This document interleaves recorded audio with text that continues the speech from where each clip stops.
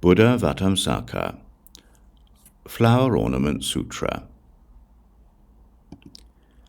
They were all already abiding securely in the great teaching, and worked diligently to benefit all worlds.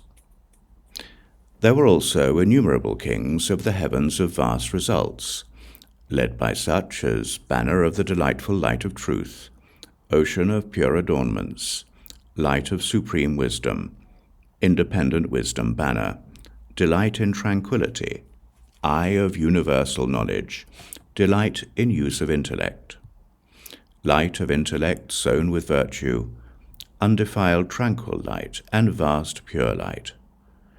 They all dwelt at peace in the Palace of Tranquility.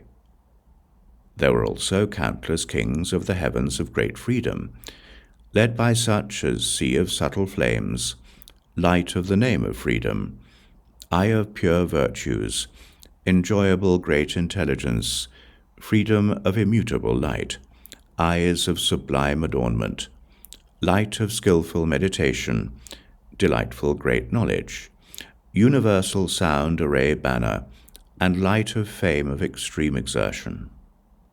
All of them diligently contemplated the truth of formlessness, and their actions were all equanimous and impartial. At that time, the oceanic hosts of the Buddha's site of enlightenment had assembled. The unlimited types and species were all around the Buddha, filling everywhere. Their forms and companies were each different. From wherever they came, they approached the world-honored one, wholeheartedly looking up to him. These assembled masses had already gotten rid of all afflictions and mental defilements, as well as their residual habits. They had pulverized the mountains of multiple barriers and perceived the Buddha without obstruction.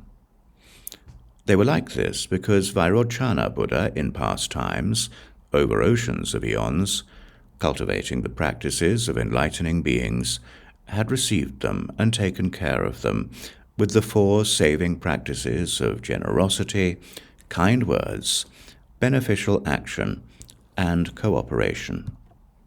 And while planting roots of goodness in the company of each Buddha in those eons, had already taken good care of them, and had taught and developed them by various means, establishing them on the path of omniscience, where they sowed innumerable virtues, gained great merits, and had all entered completely into the ocean of skill in liberative means and undertaking of vows.